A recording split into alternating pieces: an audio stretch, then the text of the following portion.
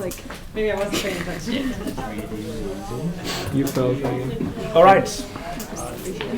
Let's try and continue. Most of you are back here. That's good. So 10 minutes kind of good work. Okay, so we're on the same page.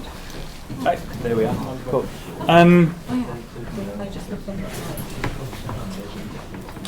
So now that we have established that serious games is the most fuzzy concept on the planet, the next step is to kind of decompose it a bit and get a bit more of an overview and see how can we go about it systematically. But also to know, okay, what's the underlying theory that exists, process models, development models, and so on, right? It comes back to some extent to the computer science background that you some of you have in terms of development, but more general an understanding of how to go about developing and designing games. Because fundamentally, I mentioned the first course, and I got a lot of inquiries by people suggesting, hey, are we developing games? Do I need to know something about games? And the answer is clearly no, but it doesn't prevent me from introducing some of the concepts that you need to know about games in order to, understand while, you get kind of confident to get out of the course and suggest you did something with serious game. So that's part of the reason. One of the earlier models that looked at the development of serious games, or at least the structure around it, is Garris et al. Always linked at the bottom of the slide, so you can look it up. But the idea is basically they did kind of looked at the process primarily. Okay, if you develop serious games, what do you want to get out of this, right? So Rune mentioned alignment, for example, in the slide set before the break, we saw that one of the components that is quite relevant is this constant monitoring and feedback cycle with users. And that's precisely what they picked up on as well, by suggesting to inject the instructional content, right? Whatever it is what you actually want to teach, and the game characteristics. That's something we talk about a bit later, but very important, of course. The important aspect is that it's about giving the user an opportunity to interact with the system, allow the user to make action choices. That's the game component, right? Decision taking to some extent, and then use the system feedback to adjust their choices. So, and doing this continuous iteration, the idea is then that learning can be stimulated, behavior can be changed, or whatever should be achieved with a serious game, and followed by a debriefing process or discussion process that follows this interaction with the serious game. There can be an assessment as to whether users actually achieve the learning outcomes that were set out in the serious game. So this is kind of very, very, I guess process-centric, like interaction-centric. This kind of model, and it's one of the older models I came across. Are you aware of any older model? In specifically serious games? No, because there are, of course, development models, but specifically serious games, they are more limited. So then there's a slightly more complex one, the Winn model, the DPE model, and we will, it's a design, play, and experience model developed by Winn. But before we go into this one, which is kind of a handful and a mouthful, and we need to talk about some other framework, and that's called the MDA framework. Does anyone know this? I'm looking at the gamers that did the Bachelor in Programming in particular. There's no chance you can hide here, but you haven't edited it. It fell out. That is so sad. There you go. It's Sorry? You pointed to this. Okay. Thank you. That's always helpful in the first place. There's nothing worse, right, than your screen being not running for half an hour. You're giving 15 slides further, and you realize no one really gives any sort of. Anyway, MDA model. Anyone? Did anyone hear about this before? Yeah? No. Your I've heard about it. Your colleague. What does it do? What is which area does it relate to? Good question. Medical training? No. Yes. Don't remember. Okay. So the MDA model is quite common. If you do game studies, game design, or game development in the widest sense, it's certainly a model you come across. So it's generic. I'm not saying it's serious games here at all. So the idea is fundamentally there. In this paper, in fact, I published it in a workshop, in HPI workshop, and it just lays out an idea of how games should be designed, what should be components to be borne in mind, how they can be structured in order to design games, but also to understand games from a user perspective. And fundamentally, the idea is there that a game can be decomposed in three essential components. That is the mechanics underlying the game, the dynamics, and following the aesthetics, right? And they're organized pretty much in this stratification that we have the designer who primarily thinks in terms of the mechanics, right? What can the game actually do? What should be physically possible in the game? Then followed by the dynamics. Okay, with those affordances, anything you can do in the game in mind, what can the user actually do? And the aesthetics, how does it look on the user side? Right? That's what you see, user interface, right? That kind of stuff. So that's fundamentally the idea. So I want you guys to be somewhat comfortable with this framework. It's really not particularly complex at all. It's just a very basic decomposition, and it's fuzzy. But as everything, it's, I think, useful to get some sort of intuition. But fundamentally, the idea is there. Again, this was meant for games that are actually for amusement or entertainment, for fun, right? So this is not necessarily serious games, but the rules are similarly applicable. But fundamentally, it's okay. What are the game rules, right? You mentioned rules and reward structure, for example, in games. What does the designer think about those, right? So they describe the components. Primarily focused on data representation, algorithms you use, you know, how do you deal with probability, for example, with chance and things like this. What can individuals actually do? Then we have the system level, which is got the dynamics, and that's kind of linking what the system does with what the user can do, right? So certain things the user can't interfere with. For example, if you have a random number generator that follows a certain algorithm and produces certain outcomes, well, that's generally not something the user interferes with, but it's just the user is subjected to, right? So if you have a kind of a game with random components or whatever. If the user, however, can modify or use some of those mechanics, then they're considered affordances. So basically that's something a user can interact with. Then it turns into dynamics. What can the user change at runtime that makes the system behave differently? Right? How far can the user affect the mechanics? That's the dynamics. And the aesthetics finally is again just the caring about mostly about the effective emotional or entertaining responses in this kind of amusement setting, right? So what does the user see? What's the impression of that game? Right? So and to point to some intuitions, I'm not sure if you have those, but sometimes you have really beautiful games that really look really nice, but if you start playing them, you find out they're really, really crude, that the reward structures are really not really well thought through. It's not customizable. It doesn't accommodate the different user challenges, and it's kind of linear. You can only play a certain pathway, right? Conversely, you can get very complex games that are really refined, but they have a very average aesthetic, right? So if you think about Oregon Trail, for example, the earlier version, yeah, aesthetics. Well, it was contemporarily appropriate, I suspect, but if you wouldn't consider aesthetics particularly intriguing. However, the mechanics were actually quite well thought through in the different pathways that people could take. So this tool is basically considered an analytical way of taking a game apart and talking about different components in isolation to some extent. Admittedly, this one is hard. I constantly find myself being dragged into the mechanics aesthetics debate, because it sits very much in the middle. But I gave it a take and tried to take it apart in the context using the Microsoft Flight Simulator, for example, as an example, because it's somewhat intuitive how those things work. And fundamentally, the idea is there.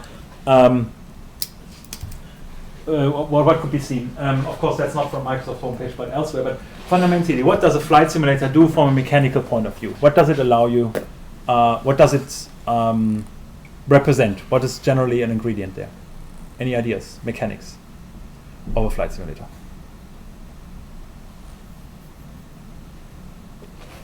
Realism? Yeah, right? So what does it mean? Put it into realism. What do you mean with realism in this context? You want to simulate the real world flight as close to realism as possible. Yeah. So you have kind of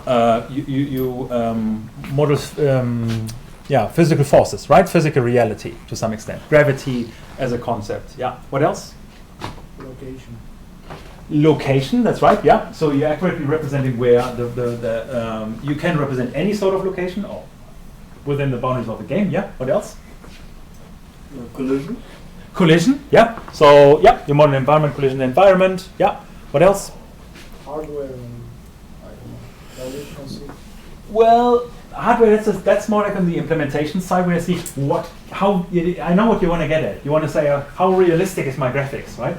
But this is kind of an overarching tech problem, because it can also be on the aesthetic side. If you want to have a nice user interface, and you really want to have this high-def impression that I currently have of you, right, realized in computers, that's really a challenge that associates with the user interface, but not necessarily with mechanics, right? But it can well be. For example, environmental physics is, of course, very, very hardware consuming as well. So the other thing that could come to mind would be like, seasonal cycles, right? For example, or weather, those kind of things, right? So those are all components that are part of the game, but the user doesn't really modify, right? They exist, right? So in addition, in fact, the flight simulators often have a function to do in autopiloting as well. So they can actually fly even the plane. Right? So, but some aspects the user can, of course, motivate. And that is actually generally controlling the plane, right? So steering up, down, tilting it, and so on, right? So, but that's pretty much all you can do. Of course, there may be mechanisms by which you can modify the environment. You choose the airport you start from, for example. You may be able to, via options, change some of the properties. But this is the differentiation. What can the game do? Which subset of this can the user basically modify or interact with, right? So in this particular example, it's nicely embedded in the cockpit, generally. And then there's, of course, on the last element, the aesthetics, right? Here's the aesthetics from 1982, first version.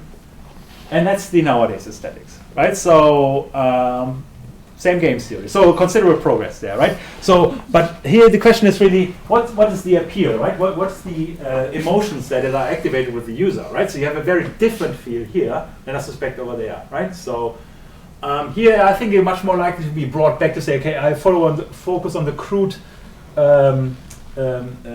physics of that airplane, whereas here you're probably drawn more into a touristy mode and just, flying around appreciating the game, the environment, or whatever else, right? So those are the three components: mechanics, system, the rules of the game, what is actually happening, the dynamics, what can the user actually do, and then the aesthetics from the user perspective. How does it look like? How does one approach this game? And bear in mind, the aesthetics are, of course, very important from the player perspective, because that's the first thing the player sees, right?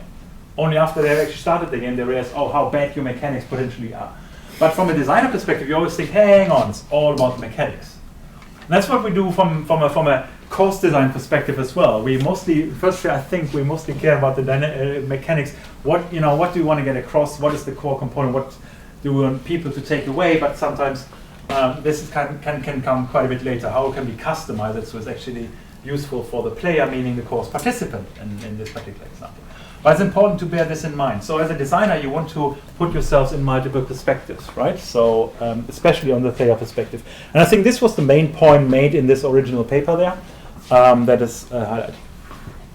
Just to give you a stark contrast on aesthetics as well, which I find quite intriguing, in how far aesthetics not only invite for different activities, but they're put in a very different mood, right? So compare this rather comical setting here, right? So which has some fun, and you're probably expecting a pink unicorn as the next kind of entity or character you interact with. Whereas this one hooks you into a bit more of a dark mode, right? So it prepares you already for the next, vampire slaughter or whatever else you may think come across. So it's quite important from a user perspective to bear in mind that the aesthetic, of course, speaks to the user, corresponds to the user, but also matches the theme that are embedded in, right? So it's drama or fantasy and so on.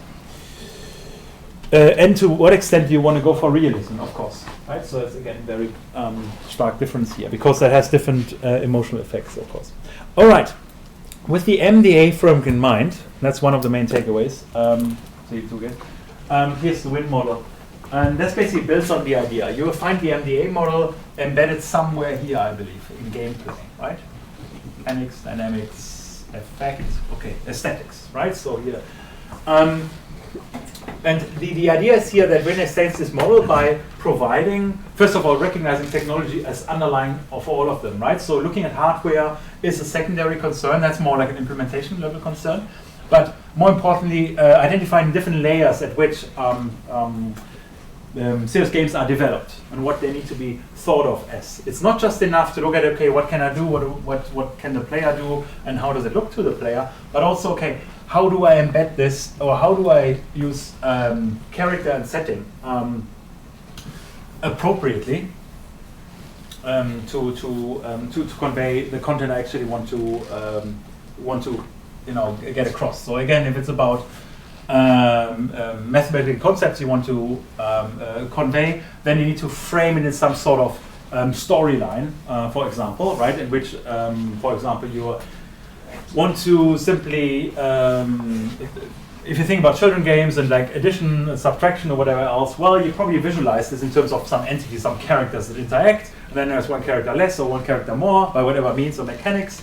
And you develop a storyline around this that allows you then to actually progress. So basically not only having those individuals, but actually you have a storyline that makes it incrementally harder. So you have some sort of improvement in terms of learning or adoption, basically, right? So you get increasingly more complex in terms of your maths challenges, or you expand the concepts into more sophisticated ones. And hopefully then, if it corresponds to the player's perspective, that leads to some sort of learning, right? So the idea is there, having the effect embedded in a story that kind of speaks to the player, you elicit the maximum amount of learnings, which corresponds basically to the design objectives set out here, which is getting across the maths aspect, using a storyline as a means to an end. And this is what you actually can do in the game. Well, you can add and subtract and multiply and divide or whatever else, right? Very, very kind of simple mechanics potentially. So it stratifies along different levels of abstraction. And this is particular to serious games here. And then there are a bit more crude mechanisms for engagement. So Winn et al. They actually decompose it further and look at particular characteristics, layouts, and structure of user interfaces to foster activity. But I think the more important bit is on the upper levels here, the different layers, right? How you get from learning via some sort of story that you embed and think through to the gameplay. Why is it more important in serious games? Well, because the objective generally sits here. In game, when you develop games, your objective oftentimes just sits here, right? You think about a storyline in which the game is embedded, like flight simulator. You want to fly from point A to point B. The learning is, I don't know. It's not an existent. It's not a relevant problem there, right? They don't really care. But they think about this. Okay, what characters do we have? What components do we have? We have players. We have planes. We have other planes. We have airport operators and so on. What's the story? Well, you fly from point A to point B. Nice story. And this needs to speak to the user, otherwise they wouldn't play it. This objective, again, is not really strongly, it may underlie or may be embedded in the game, but it may not be relevant, for example, for Flight Simulator. Whereas for serious games, this is the starting point in terms of your modeling approach. Questions, thoughts, additions? Who has seen this monster model? Who thinks he can, or she rather, can learn it by heart? Okay, better start. No, it's not going to happen, right? So generally, if in case you're worried about this one, we're not doing, recall exercises. But the important thing is to get the understanding across. I think the MDA model is something you should know somewhat by heart. It's not too complicated. But this model is, of course, a bit more embedded. But getting the narrative that it's about abstraction levels and objectives that sit on different levels, that's the main idea that we want to get across. Yeah? All right. So fundamentally, when you want to design a game or arrive at a game, successful game, that's where you need to end up, right? It's kind of from left to the right, because fundamentally your player is down here, right? And the course design, the student is here, right? So that's the kind of thing. Right. All right.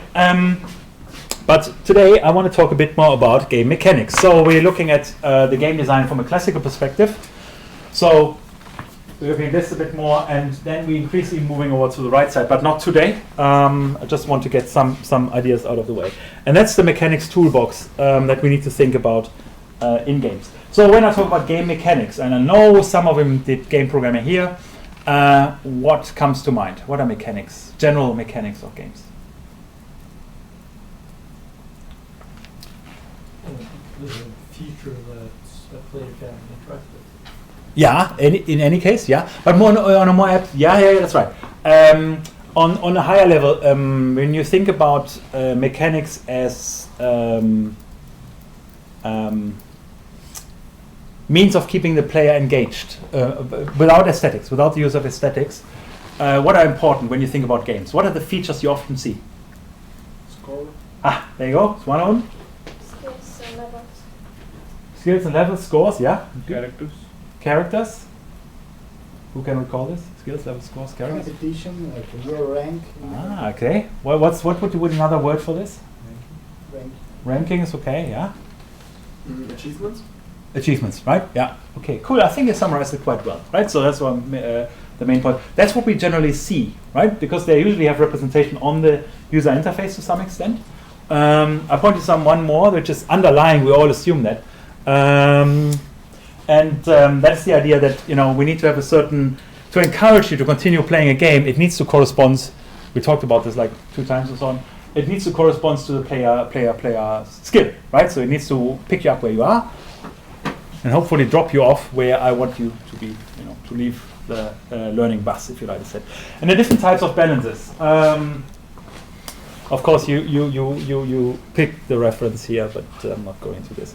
And balance is an important aspect. So, of course, having a total imbalance in a game, for example, you having different items. One costs 10 crowns, the other one 1,000 crowns, and it roughly delivers the same values. Of course, it's pretty uninteresting from a learning point of view, right? So you need to have a certain challenge level that is still embedded in the balancing. So having a bit of an unevenness is quite important. But let's talk about some different types of balances.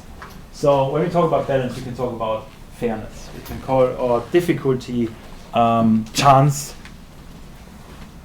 trade-off between skill and strategy. Some of us are better at doing stuff, right? So operationally doing stuff. Some of us more on the strategy side, right? So if you find yourself, and that's the master's concept here, if you're in group settings, you see yourself in project groups, right? Where one is the leader and you have so and so many followers basically for that set. And you may swap around that role and so on. But here's fundamentally also who's focused on the expertise in terms of skill as opposed to strategy. Competitive length, freedom, freedom of behavior can also be a balance. If you have a game that really looks good, but you can only do so much. Think about racing game. You can't really move outside the racetrack. Very limited opportunity compared to other games where this is not a problem. Of course, complexity. Is it balanced in the sense it's actually playable? Does the AI win all the time? Fairly boring game, right? Fairly cool AI though. But you better watch the AI than playing the game though, in this case. So it really depends on this. But think about like symmetry more explicitly. So some games have a very symmetric setup. Quake Arena, that's really a classical game. I don't think there's any implied learning. There's probably learning of the game, but nothing that moves beyond it. The idea is there that you basically kill each other. I think the modern equivalent for this is Fortnite. No? Good. CSGO maybe. We're equally unequated. Sorry? CSGO maybe, I would say. CS... Counter-Strike, but... yeah, Counter-Strike. Right, yeah. Exactly. Those kind of first-person shooter games in a kind of very short iteration, right? So you immediately run, shoot each other, and it's roughly it, and then it starts over again, basically. Yeah. So that's considered symmetric because the start positions are equally good or bad generally. The idea you have identical powers, identical capability, right? So that this is established. But sometimes, even though you can model this quite neatly in network games in particular, it's a lot harder if you need to manage this, have a shared resource you're interacting on, chess, for example, and so on, right? So while this game is inherently symmetric, by definition, at some stage, someone needs to start first, right? Here, everyone can start at the same time. Who starts in chess usually? I always forget that. What? Sorry? White. Ah, good. Got it right. Okay. So, but in sport game, for example, it's important to divide home and away, right? Can make a huge difference from emotional point of view, right? Psychology. You may think they're playing the same game, but this kind of environment, the context, may quite make a difference. How do you balance this if you have this issue, this asymmetry? Because in the physical world, we always have this. For sports, they play a set of games, and you have like 3 home, 3 away. Exactly, right? So you shuffle, right? So you switch between iterations. It's something- interesting though for chess, Mhm. because you talked about the AI being too smart. Now in chess the AI is so smart that the chess players can learn from the AI by looking at some of the best games the AI is playing against itself. Right. So that's interesting. That's interesting. That's interesting. Yes. Because it's breaking some of the rules of thumb that hasn't been proven otherwise through history. Right. Like openings, like sacrifices. Yeah. So over time there's been kind of maybe folklore or some the thought that this is a good idea. Now the new So AI games exploiting they played so many games against Yeah. themselves, so they know that this might not be the best strategy anyway. Cool. Yeah. The perspective is like then is the intent to learn from, right? Not to play against, right? So, but yeah, that's a very good point, right? You basically widen the empirics right around it, right? So Exactly. for chess by exploiting the unreasonable, the unintuitive rather. So It's so cheap to exploit it yeah, or to explore it. or go for that matter. Cool. So yeah, so you basically balance it up. Well, you play multiple rounds, surprise, surprise, right? Home away, do chess, you generally play twice, right? If you win, you most likely have a revanche, or someone gets a chance to make up for it and so on. So that's the idea, how you play with this. But there are also intentionally asymmetric games, that's also be borne in mind, because they have a certain interest as well. If we all have the same kind of character, same kind of characteristics and capabilities, it can become a bit boring, right? So also there's no opportunity for us to specialize. Mind, the player may also not be symmetric. Right? If I have you play against each other, well, you have very certain skill level in certain different areas, right, which may be in your favor or not, depending on the type of games. So, and we find this, of course, a lot of in those strategy games, in particular, and so on. But not only there, but also in board games such as tafel games. And the Nordic amongst you, who knows about tafel games? And if you do so, please explain to me. You know? No. So this kind of is a kind of predecessor of chess in the northern countries, and the idea is that it's highly asymmetric. Instead of having a symmetric set of chess set up with like in chess, you actually have a defending and an attacking army, and you need to, of course, hold your position basically, right? So I think that's the dominant defender position, and those are the attackers, and you defend them off. I don't know the particular rules of the games and so on. It was an incredibly old Norse game. And has been popular until I think 12th century. So, but there are modern versions of this one, so you probably should pick it up and try it out. It looks interesting. I find it slightly more exciting than chess because I wonder how this is played successfully. But this is a nice example. First of all, no computer. Second of all, asymmetry. Right, so very clear here. Right, so So if you have so. And the variants of it, Nief, I think Nief stands for king or something. Anyway, Tafel stands for table, of course. You have probably figured that out. How do you deal with this? How do you actually deal with asymmetry? Well, you do the maths, basically. That's not always possible. Then you can simulate it. That's one aspect as well, right? Again, Runa just said, hey, why not put the computer on it, let them play, and see who wins on average, right? Perhaps that's enough. Give them all the rules. Of course, try and error. In conventional games, you generally have playtesting, heavy playtesting, right? You with other people, let them play your game, and you figure out who wins most of the time and who is most frustrated. So that's usually good. So that's different forms of balances. You play multiple sessions, talked about it. It's kind of meta balancing by balancing the opportunities of individuals. Different rules. For example, in tennis, you change the who's serving, for example. So it's quite straightforward. If you have games, how you balance activities, for example, you have different units in there of all different performances and so on. Well, you balance it via cost and corresponding skills, for example, right? You have G, an APC or a Tang and so on. You assign them different values, of course, but also corresponding cost. And overall, the idea is if you calculate the sum, they kind of should somewhat add up. So there should be equivalent in terms of benefit for the gameplay, right? So if you have a cheap vehicle, you can build more of them, even though, of course, it doesn't really help you that much. The last thing in terms of balance that I want to talk about is player capabilities. That's the probably most important one in serious games from the balance perspective. Accommodate the fact that players have different capabilities, right? Not everyone is the same. If you play maths games, don't assume they all have the same skill level. You don't want to necessarily present them with the same kind of challenge or task and expect the same outcome. And that's important because one of the things that are important for serious games, the interactivity and to keep people going. That's where you need to monitor the progress and dynamically adapt basically challenge level for the individual players. Again, we hear more about the underlying theory in the future session, but this is quite important.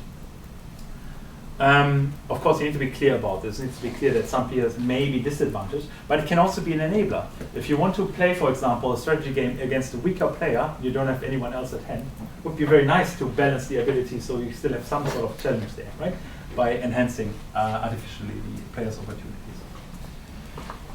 So, okay, so let's balance. One of the balance aspects, so we're talking about fairness, symmetric games, asymmetric games, the complexity involved, the interaction with machines is, of course, in fact, that's not to be neglected. If you have an AI and it's arbitrarily hard, they have no chance. So what do you do if again, how do you assess this? How do you figure out balance? Playtest? Yeah, I will reinforce it. Also exam questions, so try that out. There's, of course, in some cases you can assess it by basically asking the obvious question can you analyze this analytically, right? By some sort of mathematical equation and so on, right? Or game theoretically and so on. But in practice, there's too many components that feed into it, and also you want to play about across different player characteristics, which is really hard to simulate in a formal context. So playtesting is the better way of assessing it because it includes the complexity, interactions, and the empirics that of the players. And if you playtest, use the kind of players that are supposed to play the game, not anyone else, right? If it's for second graders, don't use your grandma to test the game, right? So it's kind of sounds intuitive, not always. So another aspect in games that is used is currency. What's the purpose of currency in games? Upgrade your character with your buying items or with its currency in form of like skill points or something similar. Yeah. What else can you do with currency? Give money to the creators. You can sell it. That's right. Do you necessarily need in-game currency for that? You can. Yeah, sure, you can. I mean, that's not doubt. Just fundamentally, I think you have figured out. But I think one thing that's so you talk about upgrade, improving opportunities, opening levels, and all that kind of jazz, of course. So you basically make the change the dynamics of the game. But perhaps one thing is also borne in mind: in some games, currency can be means of interactivity, right? But you can trade, right, with other players and something like this, right? Not necessarily only to the game developers, game designers, or the game addressing game mechanics per se, but rather as a means of interaction. So the game, if it's a economic simulation, guess what? You probably have in-game currency, right? So and better have in-game currency. Otherwise, you have a very fragmented, isolated gameplay experience. So currency is quite important. So you can have multiple purposes, good ones and bad ones, right? The pay to win one is the obvious questionable one. I mentioned Candy Crush already. So if you don't know how to play this, you just pay your way out. It's also sensible. There's loot crates. I think, are they now forbidden in Europe? I don't know. In some countries. In Belgium, they definitely are, but I'm not sure if it has expanded throughout the entire EA. I don't know. Anyway, highly contentious, right? So because they're really luring, especially for kids, to buy those little loot boxes, to pick up new items that help you progress in some way or another. And then, of course, the actual in-game currency that you can use within games. And in some cases, currency is really moderate. For example, those rather individual-centered games is really more cosmetic. So you can actually buy something in-game, but it's mostly to affect the cosmetics, for example. But they don't have any impact on the dynamics of the game, or so activating certain mechanics, making them accessible to user, but just on the aesthetic side. And here it's really a means of interaction. So it becomes a mechanical perspective. Okay. So just a pointer, bear in mind, if you talk currency, it's not good and bad, just mind what the purpose is. What's the objective for introducing currency? It's just a +1 and add on, and suddenly it means that you can pay your way out, or does it have some sort of interactive value, right, for exchange? Because unlike points, currency, for example, can be exchanged, right, generally handed over. Points are generally, of course, they can be transformed to some sort of currency, but they're generally attached to an individual and not meant to be traded, but represents some sort of progress, for example. Right? So the other point, the other point I want to make is to talk briefly about reward structures, because that was a point you made before, just now. In addition to rules and so on, we need reward structures. And the idea is basically, okay, how can we keep a game entertaining? And that comes back to Runa's comment on alignment. We'll see that in the upcoming session. But fundamentally, the question is, how do we keep people playing the game, and not with bad intent right now, but just with the engagement intent you mentioned before. So we actually don't lose them as players. So, for example, you have a health game, right? So, and it's about teaching you healthy eating.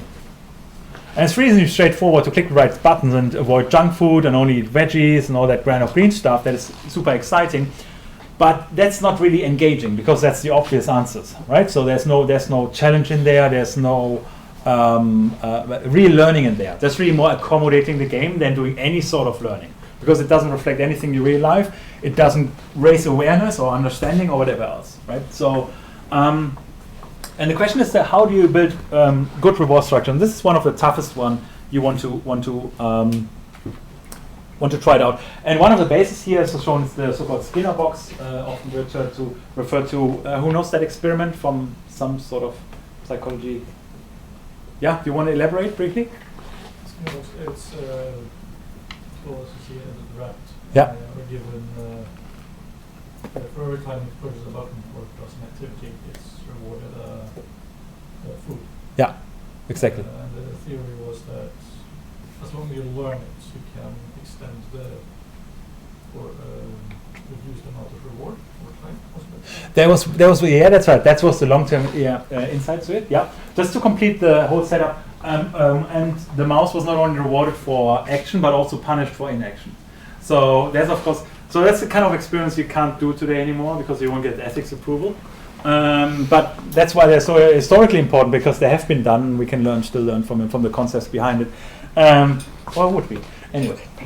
All right, cool. So, but the thing here is, one of the main insights of this box experience, the obvious one, of course, mouse presses button and so on, and reacts to voice. For example, mouse gets food pellet and everyone is happy.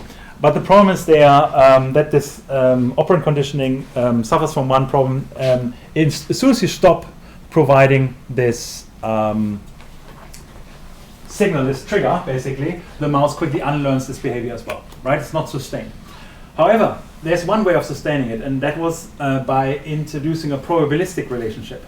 So instead of always rewarding the mouse when it does the right thing, you sometimes reward the mouse if it does the right thing.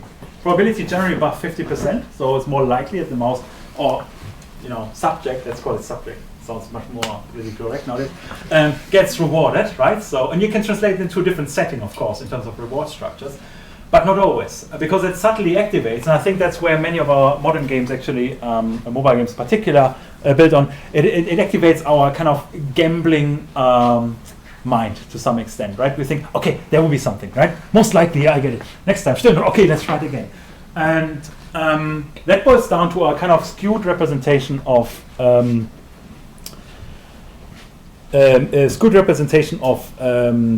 probabilities, right? When we think in terms of probabilities, right, we always have this expectation, oh, well, again, it balances out in the long run, right? The long run is generally 10. So, if you do 10, throw a dice 10 times, you expect a kind of even distribution of the corresponding sides of the dice, the corresponding numbers. But you can't, of course, expect it, because the different instances of throwing a dice are probabilistically independent, right? You can have 60 times a 6, and only then perhaps get a 5, and never a 0, but 1, sorry, and never, but still not draw the conclusion that the dice is imbalanced or whatever. Right, because all the individual random events are independent of each other, right? So, and that's the conception we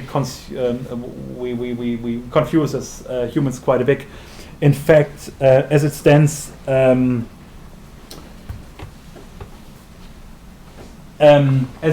pigeons are much better than we are at this. They actually get the 80-20% probability of randomness. Can guess it better than we can do as humans, because we have a strong psychological bias towards this re-establishing this fairness. And this keeps us going, meaning if you don't get it 3 times, you expect it on the 4th time that you actually get this corresponding reward. So lesson learned here is basically don't think about the relationship between input and output as causal. We think about them as probabilistic, basically. Right? So, and that will definitely keep the people more motivated to actually continue using the app and so on. So that's one of the insight there. If the mechanics are too simplistically linked, don't eat junk food, get more points in the veggie game, for example. There, that's too crude. No one will be engaged in the game. Long run, they play it for like 20 minutes and they know it. But if it's probabilistically, you may have a chance, even though we have very obvious answers and seemingly crude mechanics, that people are actually more engaged because of a long run. They hope to get more healthy. So, anyway, yeah. So one other aspect as well. Not only do we have, reward is generally not binary, but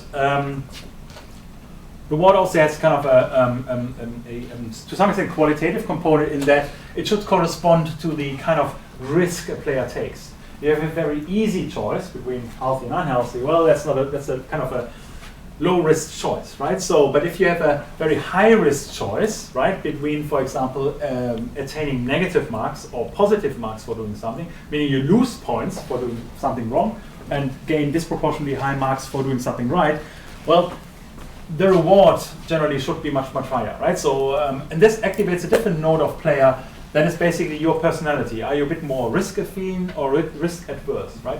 Risk-adverse players would generally go for low reward situations, little reward, but ideally no loss or little loss. And conversely, risk-affine, slightly different. So you want to accommodate this as well, that it's not just only a single prototype persona of player. Again, we model this in exams. I think Simon in particular have perfected this, that they actually allow students in the exams to either not pick, meaning go the low risk route, but low reward route. But if they know something and they're really, really sure about it, that's the high risk one, they get high reward. But if they're really sure about it, they get it wrong, they get minus points for answering a particular question in exams. So that's a tough one. But it actually plays with the extent to which you are firstly confident, but also to which you're risk-affine, right? So it's a certain aspect there. Cool. Final status. Final thing. Status. We're talking about ranking there. Sorry. By accumulating points, we just had brief reference to points here. You're accumulating status, right? So that's the basic idea. Badges. You move on the leaderboard, up in the leaderboard, and so on, right? You know those all high score boards in old games that they generally had, especially if they're social games, so you can compare yourself, and the status is very, very important. Okay, so in the end, though, mechanics can be, that's important to note, for good and bad, right? They can be really for good purposes, but also for really questionable purposes. We talk about some of this more. I'm actually running out of time. I'll probably put this at the beginning of the next session with some of the bad examples of using serious games. But what I want to ask you now, do we know all, bring it back, especially the mechanic aspects, okay. Can you bring it back to one serious game we all know and constantly play? And you're playing it for the next 2 years.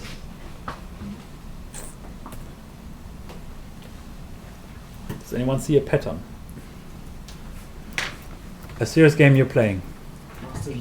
Aha! That's right. Do you think about this, right? So let's take all the mechanics we just had here, right? So isn't it a game? You get points, right? Courses correspond to points. A level is a degree. You're all leveled up a bit, right? So you have your bachelor done, right? Now you're aspiring for the master. So that's cool. The quests are basically the courses, right? That you need to find out. What's the easy quest? Easy quest, high reward, right? Or strong quest, strong reward in terms of points, right? Because there's two things. On the one hand, you get points for a course, but also you have a grade for a course, right? So the risk is that you, well, of course, may get the higher pointed course, but also get a lower grade in that course because it's more challenging, right? Points correspond to grade. Guilds, group work, right? So if that concept, thing about role-playing games or something. And of course, status, right? To some extent, which uni are you from, right? Which you graduate from. Much more prominent in the international sphere, but also very important aspect. So, bear in mind, the question is, I think one thing you want to take away, understand the general dynamics, how games are composed, what are important components, and what can or cannot be a serious game. And I think the last example should have highlighted that you can draw it arbitrarily wide or narrow, right? And that's the kind of mindset I want to encourage in this course to some extent. So not just, oh, here's a serious game. Well, you know, perhaps you are embedded. Think about the economic system as a serious game. I'm not engaging discussion in the last 2 minutes, but I'm happy to in the future. All right, I leave it at this. There's quite a bit more I want to talk about with respect to bad side of serious games. Not the bad side as in bad design, but with bad intentions. So that's also a very exciting thing. Thanks for your attention. What I would want to ask you to do, and I know we have 2 minutes, but I hope you can spare those. Spare those anyway, and perhaps 1 or 2 more. I'll of course link the slide in our beloved wiki, eventually in the coursework section down here. But what I want you to do, what's more important, is that it's about time that we think about different topical areas. I highlighted the fact that you, as a group most likely, will need to present a topical area, both generally and specific. I go into the specifics next week because we simply don't have time.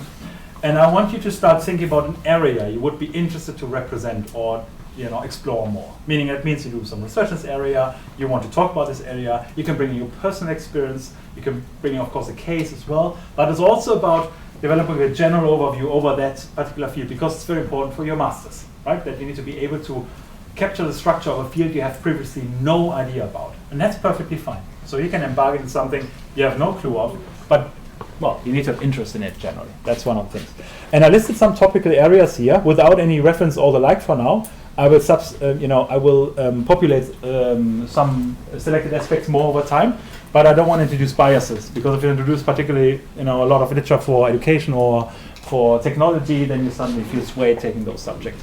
Also, I don't want to be biased towards my reference that I provide. They would just be more supplementary, but of course I'll help you and guide you a bit in this process when it's about it. But what I want you to do is to think about those, so it's on the wiki, and then I showed it last week, go to the issues and start indicating it by basically creating a new issue. I'm the first one, cool, right? And then in the issue title, put your name, ideally.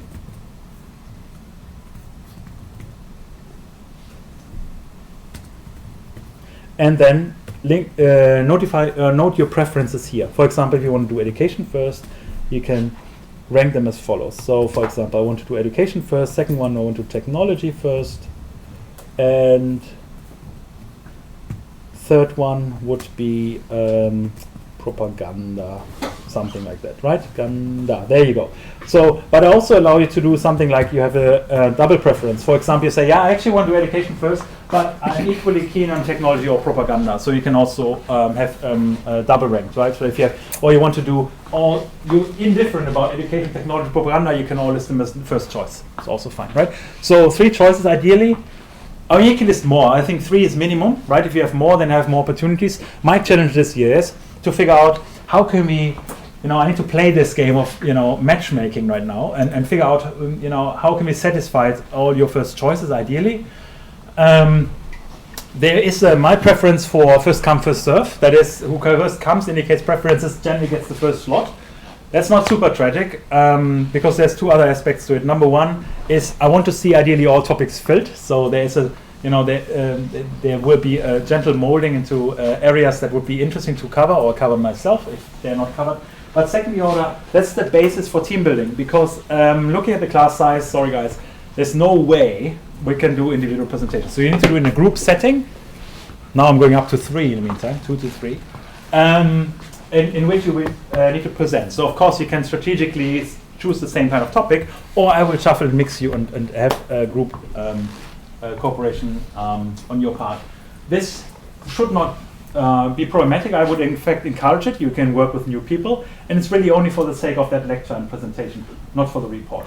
Right? For the report, we will have the option that you perhaps can write. We're still discussing this. That you can write joint papers, but if you want to, definitely you can write individual reports. So that will not affect you in any way if you're worried about group work based on your past experience. So I explicitly encourage this, and giving a joint lecture is a very common skill you want to develop anyway, or presentation rather. I'll talk more about the details next week because we're running over time, and I'll talk more about how the structure should look like. We're talking also about how we actually look for papers and how the papers should look like, how do you identify a good and a bad egg, right? So that's quite important as well. for that purpose. Any questions after my waterfall talk here? Quick question. Please. Say you change your mind during the week. Can you edit this? Yeah. You can edit this, of course. Yes, the issues are yours. So finally, the name will be attached to them when you. So even though this is it now, just my name title, it doesn't matter. I'll see where the issue comes from, so you get slightly wrong. Before I forget this, you're prompting me. Please do me one favor, because it will make organization a lot easier. At the bottom there are labels. Please pick the label topic selection. Right, it will be very easy then for me to see. This is topic related. Or and then we can have other issue types later on, and I can close them, manage them separately, and so on. So just do it. Yes, you can change them anytime. So no problem. Yeah. And I think we actually see the record of changing as well. You can see how they change over time as well. So it's very transparent, the whole thing. Yep. Give it a go. I think I accepted everyone into the system. I'll have a look later, and we'll add those to the system as well. So everyone should be comfortable. Does anyone have questions regarding the system? When do you think you'll put up the sources for the different topics? Well, the point is, here's the thing. Guess who puts up the sources? We do. That's about right. So, mostly you're responsible for the sources. I provide, of course, some references and supplementary resources, pointers to games and whatever else, right? But that's the skill. In your masters, what will happen is, guess what? You can take a topic, and you have subject areas, and you don't really have a clue what those are. But you kind of need to weed through it and get a better understanding of what they are about, right? Again, let me talk about this more next week, because else we're running really seriously over time. Because there are some ideas behind how we do some sort of quality assurance. That's what you're worried about, hopefully. But fundamentally, it's kind of on you to kind of provide a nice set of sources. And it shouldn't particularly be hard, because literature search is something you need to slowly be very comfortable with. Any other questions? More immediate to this session, related to this session. We'll pick up the literature and lecture structure aspects next week. Okay, thank you very much.